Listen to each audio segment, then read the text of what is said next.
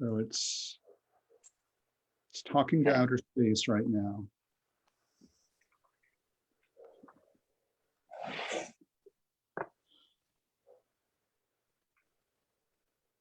Oh, you were ready? We are ready, Shaw. Yes. Okay. Well, I'll start. Hi, everyone. Welcome to our April meeting of the Pulpwood Queens of Beaufort. Tonight, I'm most happy to say we have Kathleen M. Rodgers with us. But before we get started, I'd like to thank once again Jonathan and the Pat Conroy Center for hosting our meetings. Without you, we wouldn't be here. Kudos to you. And I really mean that because you have been wonderful. And I want to thank everyone for allowing me to be your host since the beginning of the Beaufort Pulpwood Queens. I've had the opportunity to meet many wonderful authors and read their, well, I'm going to say delicious books, because that's really what it is. And now I'd like to announce and pass the baton on to Janet McCauley, who has graciously stepped up to be our host for future Pulpwood Queen meetings. Yay. Janet, I welcome you with open arms, and I'd love for you to say a few words and announce next month's book. Well, I'm very honored and I really appreciate it. And I hope to get to know everyone better. And I really hope we can meet in person before too long. Next month's book, and Jonathan was really instrumental. I've worked a lot with Jonathan on projects through Osher Lifelong Learning. He's just such a treasure. And the Conroy Center, aren't we lucky? So next month's book is A Boob's Life with Leslie Lehr, and she has agreed to meet with us, and we are all set. And I apologize. Is it May 18th, Jonathan? At 6 o'clock. So yes, we're all set to go, and I'm just really grateful. And anyway, I'm looking forward to it, and I expect everybody to help me out here and ask a lot of questions of our authors. And thank you, Shar, so much for all you've done for us. We really appreciate it. I know it's a lot, balancing and juggling and communicating and booking the authors and all of that, but it's pretty exciting stuff. Yes, it is, and I'm leaving it in wonderful hands. We'll see. Oh, I'm sure. Now I'd like to introduce Kathleen M. Rodgers. Kathleen's stories and essays have appeared in numerous magazines and anthologies and have won many prestigious awards. In addition to her latest novel, The Flying Cutterbucks, she has written Seven Wings to Glory, Johnny Come Lately, and The Final Salute. She lives in a suburb of North Texas with her husband, a retired fighter pilot, commercial airline pilot, and their dog Denton. Welcome, Kathleen. Thank you so much. I'm honored to be here. We are honored to have you. So first I want to say thank you, Shar, for the invitation, and thank you to Jonathan. I met Jonathan January 2019 in Jefferson, Texas at my first time to go to a Pulpwood Queen book club event. I've been a member for years, and Claire Fullerton introduced me, Pulpwood Queen Claire Fullerton introduced me to Jonathan. I was stepping all over myself. I was nervous to meet him. And I think I said, oh my gosh, Pat Conroy was, one of my literary heroes. And one thing or another, I think it was that year I told Jonathan, I said, I never got to meet Pat Conroy. I never got to meet him. And Jonathan said, well, if you've read any of his work, you have met him. And so I want to pay homage to Pat Conroy. I have many of his books, but this is my reading life. And I couldn't go one night when he came to Dallas, and a friend of mine got the book. And so I do have one autographed book, and some people call me Kathy. And so it's signed to Kathy, a writer like me. Great love, Pat Conroy. So I just wanted to slip that in there. So I am the author of The Flying Cutterbucks. And this is my fourth novel. And it came out June 2nd, 2020, you know, right there in the middle of the pandemic. And I did what so many other authors did. We got creative. And one of the most amazing things that happened back last June was that Jonathan interviewed me on Authors on the Air on Global Radio Network through the Pat Conroy Literary Center. And I was like, oh my God, Jonathan read my book. And it was such an honor. And that's out there. But how do you all want me to, do you want to ask me questions? Just tell me, you all tell me what you need me to do. I think that if you want to discuss your book for a while, what led up to writing it, why you wrote it, anything about it that you want to discuss, and then we can ask questions after that. Does And that then do the seem- authors, yes, do the authors ever do a reading Oh or yeah, not? this is your time. Okay. Okay. I've got, I read one excerpt when Jonathan interviewed me last year, but I've got another section that I would like to read. I read to another Pulpwood Queen group last night in Jackson, Mississippi. So there's one line that I always like to read, and my friend Johnny Bernhard, Pulpwood Queen Johnny Bernhard, she's just a very dear friend. She endorsed the book. And she always, when she writes her blurb, she just gets the whole essence. I'm not going to read the whole blurb, but I'm going to read you one line. And if I could have written this as an elevator pitch, I would have written it.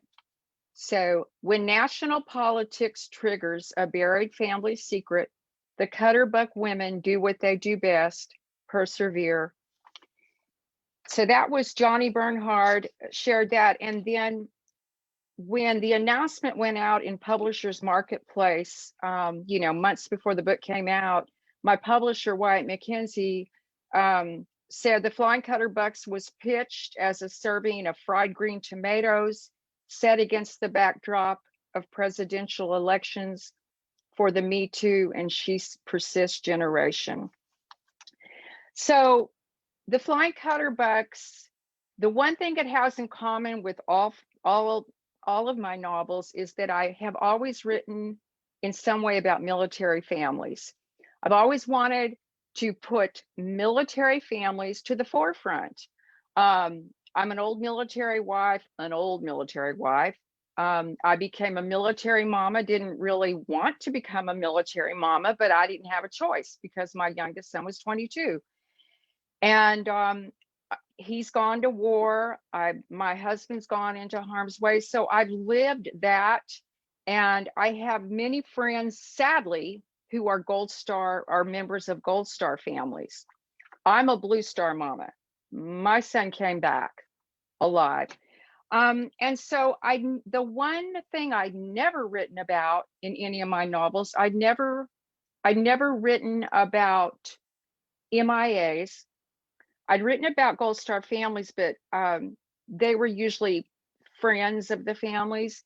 And so when the story started coming to me, I kept thinking, okay, I'm done with the military.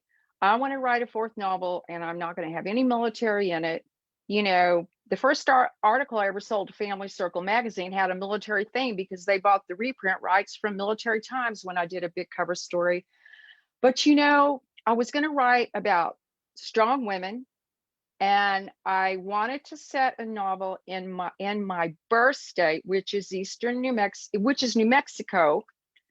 I wanted to set it in that part of New Mexico that's kind of for the forgotten side of the state. You know, we're not like Albuquerque, Taos, Santa Fe.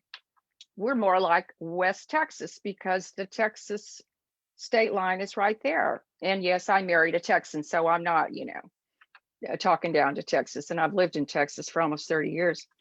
But I didn't know about the military theme until I was driving somewhere one day, and I was trying to find my character, Trudy, my protagonist. And I knew that Trudy was a retired flight attendant. I kind of knew the setup of My Strong Women. And I'm just driving along, minding my own business, and out of the blue, Major Shep Cutterbuck shows up, and I'm like, go away. I've written about fighter pilots. My first novel was, the main character was fighter pilot, and it was a male, and I wrote in the male viewpoint. I'm like, I've done that. And he said, but I'm missing in action in Vietnam. And I thought, okay, you're in. I couldn't, as soon as Major Shep Cutterbuck showed up here and in my heart, this is how I don't know how to explain it. It's not the main story, but it's like it set the framework for me to drop everything else in. And this is a family, the Cutterbuck family. Shep's wife was Jewel. And so she was a, Air Force wife, fighter pilot's wife. And then when he went missing, everything changed for her.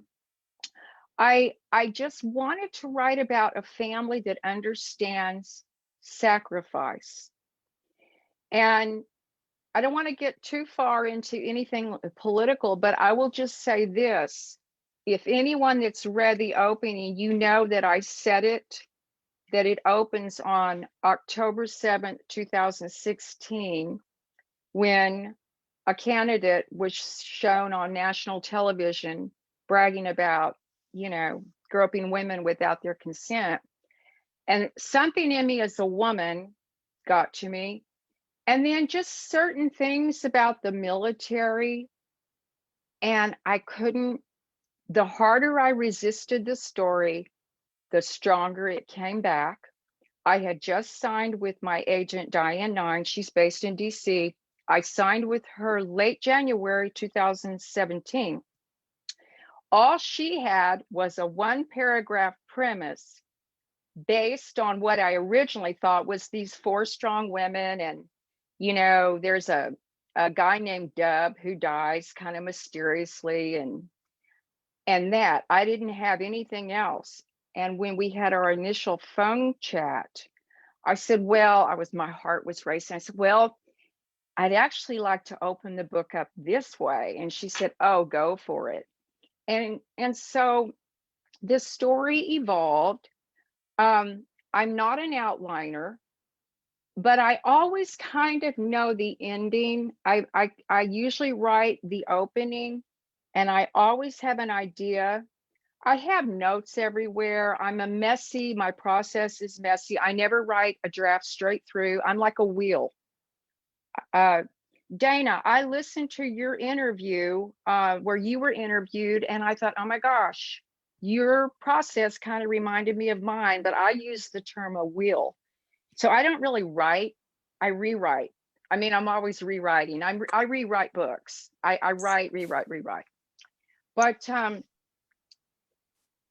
this is my bravest book to date. I've written about things that I thought were brave, but this took some courage to write. And I knew that I might lose some readers when it came out, and I probably have, but my hope was that I gained some readers. So the protagonist is Trudy Cutterbuck, and she is 57 when the story opens in 2016. Her little sister Georgia is 2 years younger. Their mother is Jewel, and then Jewel's sister is Star Hearn. So Star is 81, Jewel is 79, Trudy's 57, and Georgia would be 55. So I'm not writing about young chicks. I'm writing about women that will never see 30, 40, or 50 again. And I'm doing the same thing now, y'all, in my 5th novel, because I want to do this for women. I'm 62. I don't feel 62. Well, my knees hurt and felt 62 today going for my power walk. But in my heart and up here, I'm like, I'm still 16. What happened? Every day in the mirror, like, what happened to you?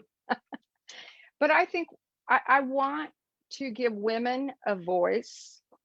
And I also, in this book, I don't know how many have read it or finished it or still in the process, but something bad happened in Jewel's kitchen in 1974, and it involved a creepy family member named Cousin Dub.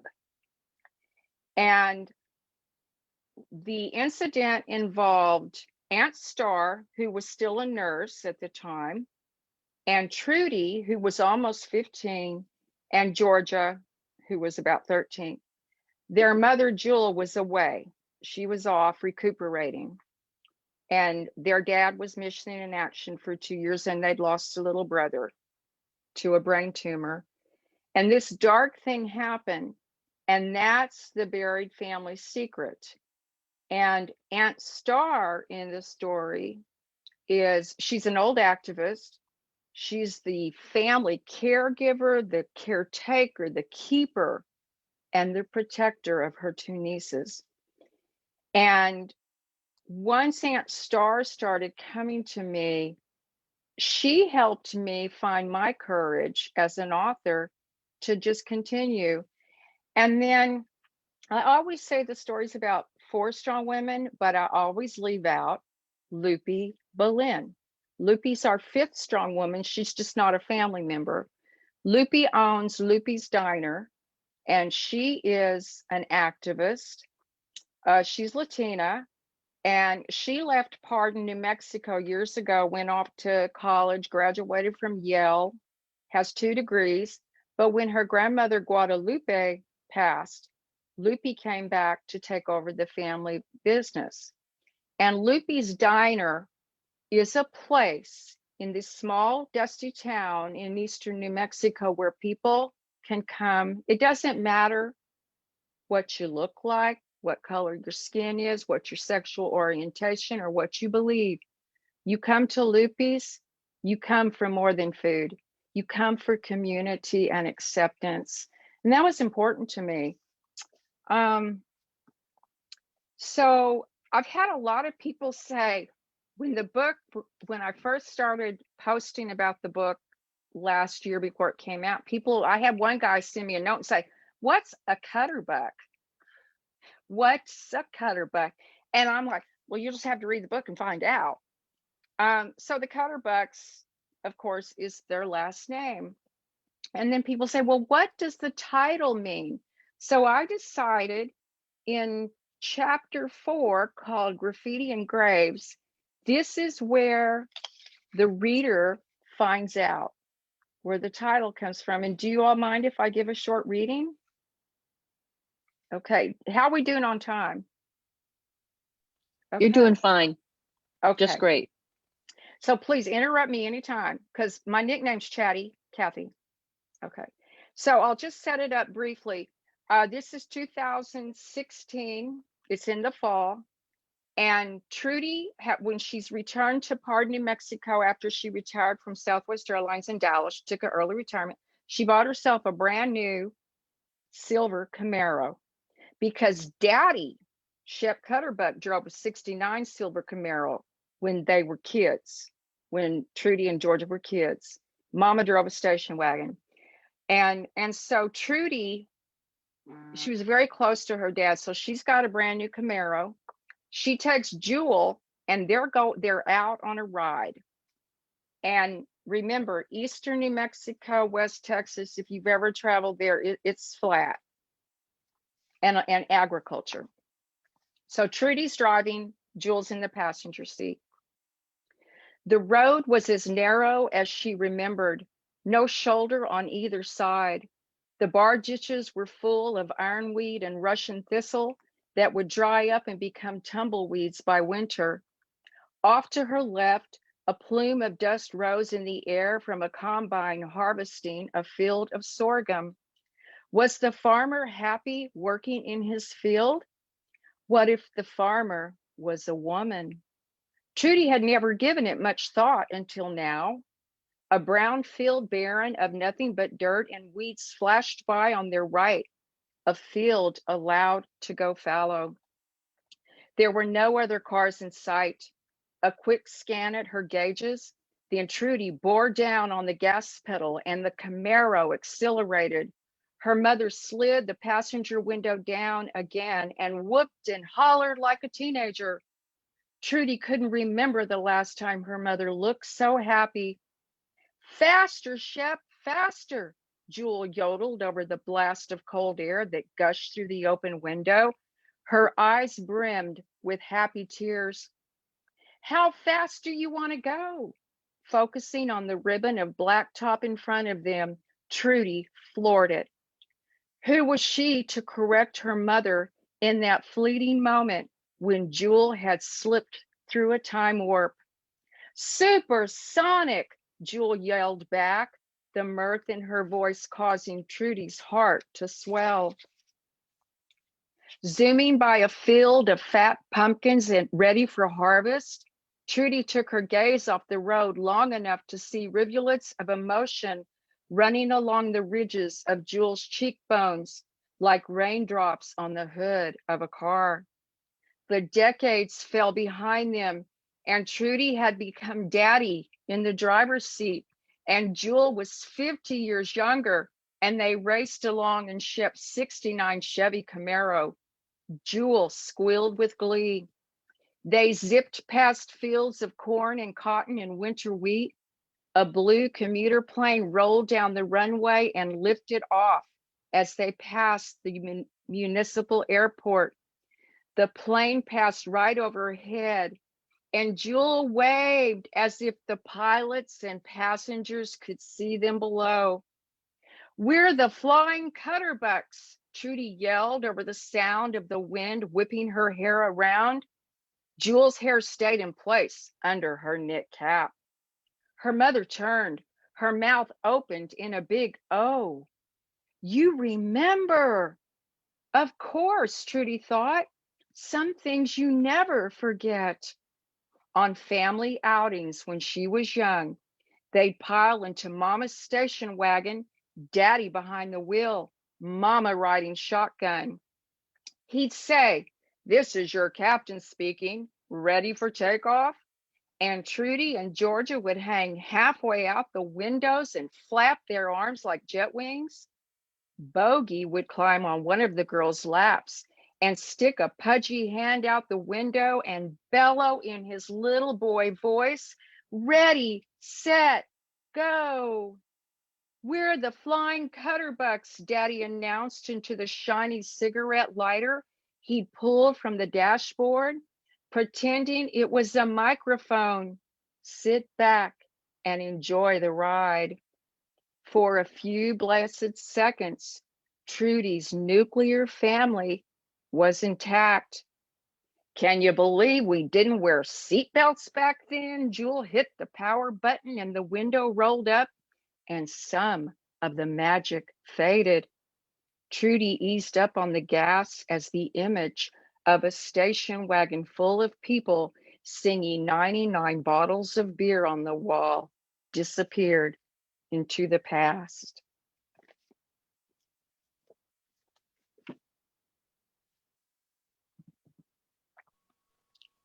That was great. That was lovely. I get emotional. I was emotional writing that scene. And I don't know how old anybody here, Jonathan, you're a baby, but no, in all respect. Anybody that grew up at a certain time, we all rode in station wagons. Today it could be anything, but I don't know how many people still go on joy rides. But when I was a kid, I grew up in a station wagon set. I was one of six.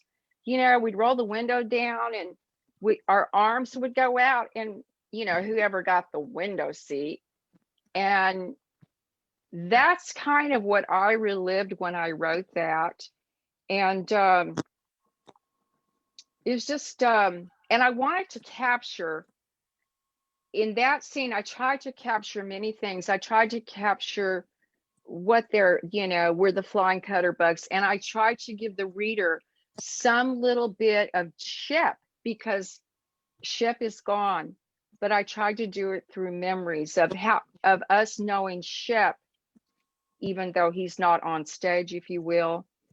And I wanted to show the reader what certain parts of eastern New Mexico looks like, and it's agriculture. It's not the red mesas. It's not the mountains like Albuquerque and Santa Fe area. And because I was born and raised in eastern New Mexico, I do remember thinking we are the forgotten side of the state. So that was one of my missions, was, you know, to write about that part of New Mexico that I couldn't wait to get away from. And it's interesting that my 5th novel is also set in eastern New Mexico. No, it's a standalone. It has no relation to the Cutterbucks. But once again, I'm placing a novel there. Yeah. Thank you. And now, questions, anyone? Comment? Yes, So, yes. I want to say that, Kathy, you hit on so many topics. I graduated high school in '69. So many of my friends went to Vietnam and did not come back. So I have several MIAs, death of a child, mental illness, the Me Too movement, perseverance, the closing of a military base, and then the dangerous political territory. So I just thought, and you totally engulfed me in so many things. I brought back a lot of memories, and with really nice writing. I loved it. Thank you, Janet. Oh my gosh. Thank you. Everything you said just makes my heart, I get emotional. Writing is not easy. You know, we all writers say that, but some writers like me, I do whine a lot every day. My poor husband deserves a medal because I whine about the process every dang day. But once I can get it, what I feel, and like just today, I finished a chapter in my new book. I thought it was done. I print it out. I read it. I send it an email. I read it on my iPhone. I read it on printed paper. I read into my recording. Then I go walk. I don't like my own voice, but I listen to myself, and that's usually where I catch things. But one of the things you pointed out, you mentioned, thank you for mentioning base closures. I knew years ago, I always wanted to work that in because I got to do a huge cover story for Military Times about base closures. And that was it was shortly after the Gulf War, when, you know, they all went over after Iraq invaded Kuwait. And I got to do a big cover story for Military Times then, and then people came back. And then all of a sudden, all these Air Force bases, Army posts, you know, Navy bases were on the chopping block. And, you know, that was a really hard story for me to write because I had to cold call people all over the country. And the good news is I knew how to talk Army because my husband and I lived at Fort Hood for 2 years a long time ago because he was an air liaison officer working closely. He was Air Force working with the Army. So I actually lived on an Army post. I was young, didn't have kids yet. And then when my youngest son got commissioned in the Army, I could speak Army. But I wanted to, the base that we used to live on in Louisiana, England Air Force Base, it closed right shortly. Let's see, it closed December of 1992. And I had done this big story on not only England Air Force Base, but all these other installations. So when I was trying to figure out this story and about SHIP, I thought it would be so much more if a fighter pilot and all the support personnel, you know, they take off from this air base, and then let's say someone like SHIP goes missing, and then that base is closed. And then for all of you who've read the book, there's a scene, I think it's chapter 14. I think I called it Ghost Town. Oh, I did. I just turned to it. Yeah, Ghost Town. That's where Trudy and her high school boyfriend, Clay Cordova, Lieutenant Clay Cordova, he's a detective on the local police force. She lets him drive the Camaro, and they go up and they come down through the old gate where in the old days when it was an active base, there were gate guards, and then they go and they drive around, and then they go and they walk out into the middle of the runway. And that was an important scene for me to write. But death of a child, you bring that up. I raised 2 sons and I have 2 grandsons now. But my mother has lost a son, and my grandmother lost a son. And my brother, his name was Larry. He died in 1983. He was 20. He was so young. And Larry became my muse. I was already writing, but I made him a promise that I'd quit wasting my life and really start writing and get better at some things. And so my 3rd novel is dedicated to my brother's memory. Oh, the dogs, the animals in the story. How many people here are animal lovers?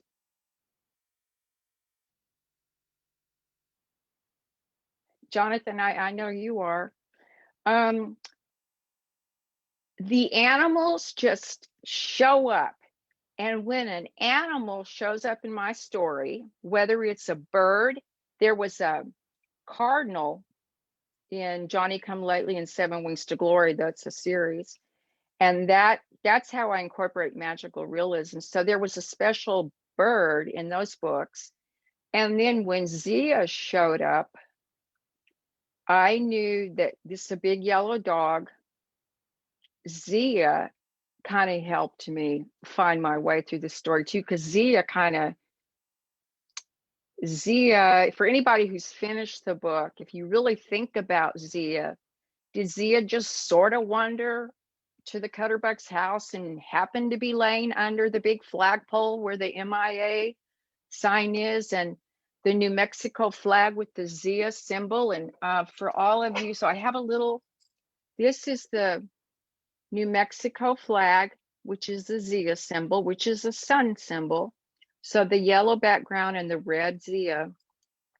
So Trudy just happened to be looking up at the flag and at the big yellow dog laying under the flagpole. So Zia rhymes with Mia, MIA. And then Aunt Star has a cat named Mr. Grumples. And if you've read that far, you know that Mr. Grumples is a feminist. And I had fun. We only kind of meet Mr. Grumples in that one chapter, but I'm not a cat person, but I became a cat person when my oldest son married Brittany, and she is a total cat person. And my son became I'm a cat person now because I love my grand critters and my cats. So does anyone have any more questions? I actually have something. Okay. Hi, Dana. Hi. Every time I take the stage talking, I'm always a little worried about the whole political thing because, you and I are in the same agreement here. But my husband's always said, be careful, be careful, be careful. You don't want to alienate half your readers because once I get going, I will alienate half pretty easily. Anyway, I was just wondering, have you had backlash when you've done speaking engagements, and have you ever been accosted on stage when you've been trying to talk? Well, the book came out in June 2020. I haven't done any in-person events. I've had a few comments, nothing really, or if anyone has, I have been ghosted a little. I guess that's the new term now, by a couple of writer friends that we were pretty close, and I haven't done anything. But I did wake up last week, and I did send a few trusted friends a text, and couldn't wait for my husband to wake up because I'm, oh my God, I've got the 1-star stinker rating on Amazon. And so I'm sitting there going, okay, This is your fourth novel. You know, this is okay. I'm like, it brought my rating down.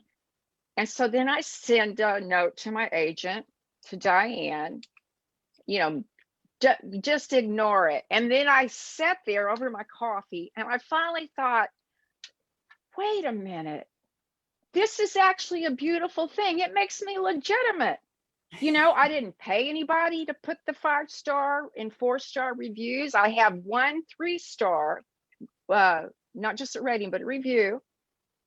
And when I first saw that a couple of weeks ago, I'm like, that person might got a free book on a giveaway. I'm like, okay, it's okay. It's okay. I did get a taste of it in my 3rd novel. And so it kind of prepared me. In my 3rd novel, I wrote about a mom sending her son to war. And she was a local columnist, and she wrote about some racial issues in the small Texas town. And I'll just share this with you, since y'all are a book club. I had been invited to go to a book club just to discuss 7 Wings to Glory. And this was late 2017. I was so excited because that same book club in my area had me out a few years before for the Johnny Come Lately, the first in the series. I woke up early that morning, and I don't know, I guess I was laying there like a fool looking at my iPhone, checking things, and I went over to Goodreads and I saw a 1-star. And then my heart dropped because I'm like, what? This is the person. Okay. So then that person unfriended me, left me a 1-star, didn't do it on Amazon. And then I'm like, oh my God, how am I going to speak tonight? What if that person's there at the book club that I'm the honored guest speaking about? So I sent, it wasn't at this person's house, it was someone else's. And she said, you're fine, come. And I walked in that night and they gave me a glass of wine and I'm like, I'll be okay. And it's all, so Dana, what I think for me, it's always scary. It's scary right now talking about it, but I think it's part of, okay, if I'm going to be an author and I want an audience, I have to realize that not everybody's going to like what I write, or not everybody has to agree, you know, with me. I should have learned it as a child. I grew up one of 6 kids. I'm the 3rd one down. And years ago, I was given a talk at a library in 2009, and this man stood up in the audience and he says, Kathleen, why did you become a writer? I didn't have an aunt. I just looked at him. I said, well, I'm one of 6 kids. I became a writer to have a voice. Yeah, that's great. Can I ask you a question? Yes. I just dropped my ear pod. Can you hear me okay? Yes. Okay. You were talking before about you whine when you write a book sometimes. How A lot. How long does it take you to finish? And do you do a lot of research? What do you do? Okay, so I'll just run. First novel, The Final Salute, took 16 years. I thought it was finished at 3. Thought I had an agent. I did get an agent from Manhattan. He got it to Bantam Books. A very kind editor named Katie took the time to write me a letter. I bawled for a couple of hours. Thank God my kids were at school then. They were in elementary school back then. And then I'm like, okay, this is a real editor at a New York house. Wait a minute. And so I started over from scratch. It didn't matter that I'd been published in Family Circle, a national magazine, none of that, and that I had millions of readers there. What matters is I wanted the novel. I spent the next 13 years teaching myself how to write a novel. I read everything I could. I mean, I read other novels, I read nonfiction, I read all kinds of books about writing. I read inspirational books about writing. So the first novel was 16 years. Second novel, Johnny Come Lately, was 6. So that was 16 years down to 6. Third novel was 7 Wings to Glory. I signed a contract. They said, so I'd written about the first 70 pages, and the publisher who published Johnny Come Lately said, well, Kathleen, what are you working on? We'd like to see it. And so at the time, I'm like, okay, well, I think it's a sequel. And the next thing I know, they offered me a contract, and that was November 2000, let's see, 16. Or 15, I had to have it turned in. Yeah, that was November 2015. I had to have that novel completed by July 1st, 2016. That was a quick turnaround for me. I was writing through a lot of adversity, a lot of family emergencies, just all kinds of things. And I do not know how, but having that deadline, I buckled down. And at the time, again, I thought that was my strongest book. And then, so that book came out May 2017. I had just signed a contract for new representation with Diane 9 of 9 Speakers, January 2017. And I slowly started writing the novel. So I'm starting to write this book, and the original working title was Little House of Shrines, which I worked in. It's the last line in chapter 12. But anyway, so I had to start promoting a brand new novel out into the world and figure out how to start writing this novel with a brand new agent, because I thought, oh my gosh, I've signed with this agent who used to represent the late, great Helen Thomas, Dean of the White House Press Corps. And I just started working. Then at chapter 12, I got sick. I got through that. And the book was finished on my 60th birthday. I went to New Mexico with my hubby. We drove to my hometown of Clovis to go see my mother. I wanted to be with my mother on my 60th birthday, and we drove up by the old hospital. It's no longer there, and she's pointing out the maternity ward, we're hugging and all that. But then we went on to Albuquerque to go see my aunt, and it was on that trip that I mailed the copyright, because I had it copyrighted, I had it edited, that I mailed the manuscript to my agent. It was important to me to get it turned in around my 60th birthday. So that whole process, Shar, I think you asked the question, maybe a year and a half or 2 years. And then we went through the process, the agent pitching, and a lot of things happened. And then once the publisher, Wyatt McKenzie, came on, the publisher's Nancy Cleary, she's a visionary. She had the idea to switch from the working title to, I had this alternate title, and the Flying Cutterbucks, and then I wrote the final chapter. I thought the book ended with a phone call and a shadow of a jet flying over, and then we had this idea to bring it up on the eve of the 2020. But the one thing I couldn't predict, I wrote that November 2019. I wrote that in a week, that chapter.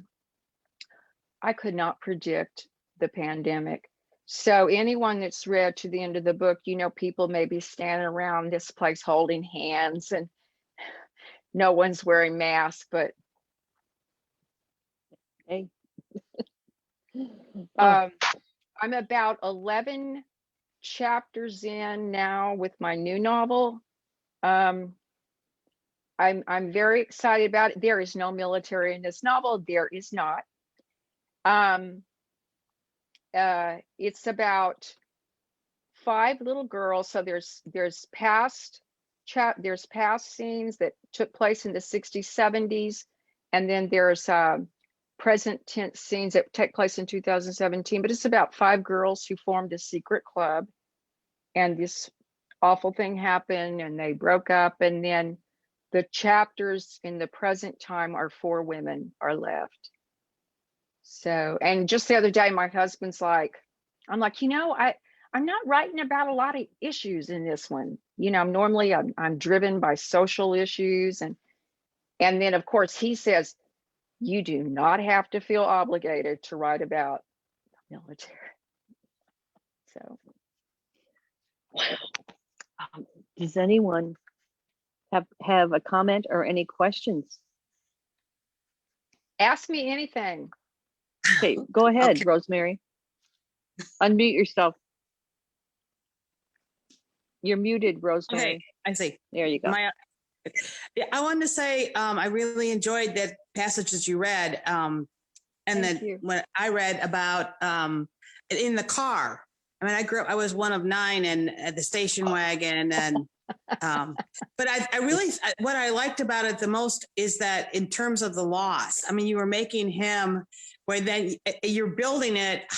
What of a loss it was to not have him, and I think that car scene initially, you have to buy into that in order to care about the rest of it.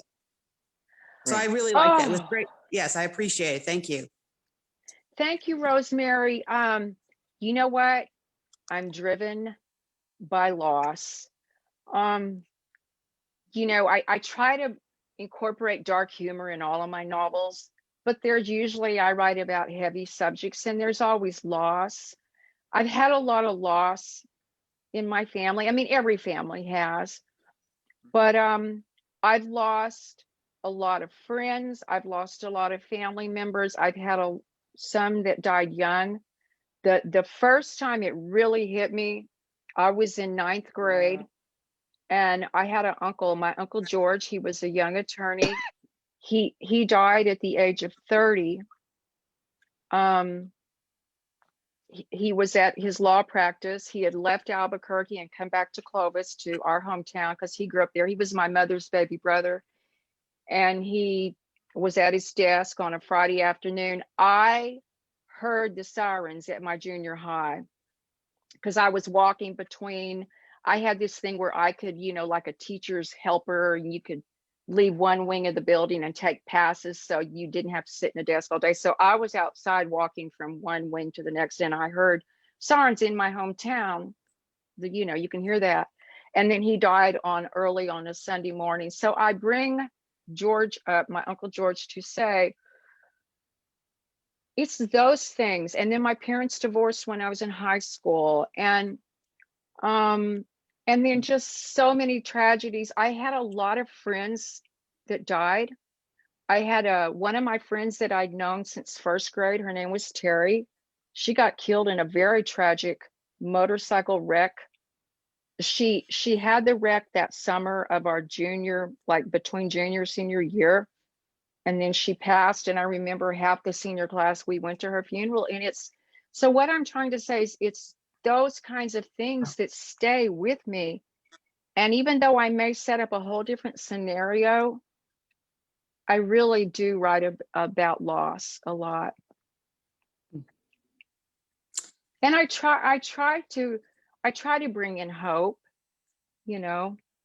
because without hope, oh my gosh. Right. That was great. Thank you for that. I just want to say that Yeah. Hi, the Mary. last chapter worried me. Okay, because she's going to confess to her husband, who's an ex-police officer, sheriff, whatever. And Yeah. the mom, I think, was stable enough to hear what happened, and that wouldn't be a problem. But there has to be some consequences. Is he going to look the other way? It's just. I'm glad you brought that up. Yeah, that's in the book club discussions. At the end, at the end of chapter 12, when Trudy phones Clay that she's leaving Dallas. No, that's a different one. Oh, Yeah. Clay Cordova is a detective. He's a smart guy. Do you think he suspected Trudy was keeping something from him? If so, why didn't he push her to confess her secret since he was a good cop? So we had that discussion with my agent and my publisher, and I talked about that. And I said, you know what, with Clay, so at the end, we know Clay has retired Right. conveniently. He waited 40 years for Trudy to come back. Yeah, yeah. Yeah. In answer to your little question there, I think he was too gaga over her to suspect anything. He was enamored. So Clay, he did his best. I had a good time writing Clay's character. I was very nervous about it, and a friend of mine who's half Latina, half Filipino, she grew up in the same town. She's a little bit younger. She read up through chapter 12 and reassured me that I was okay. But it was fun to explore what would it be like if you weren't married and you went home, because I have friends who've gone to high school reunions and hooked up with old beaux or whatever. Right. No, that was good. That was a great comment. Thank you. Thanks. Do you have any parting words that you'd like to say, Kathleen, about your book or anything at all? So how about I'm going to read the quote that I opened the novel with by Toni Morrison. This quote gave me the courage and carried me through.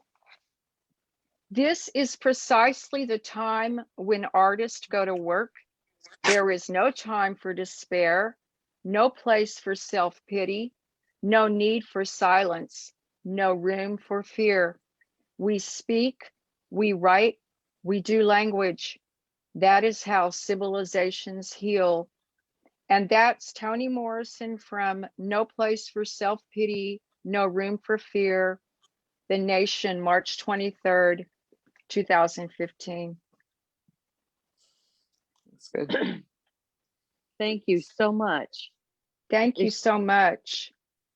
I really appreciate you being here Yes. tonight.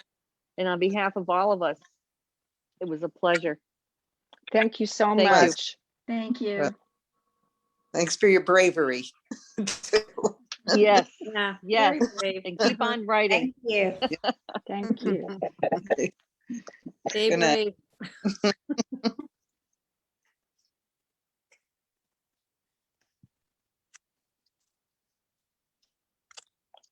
Okay.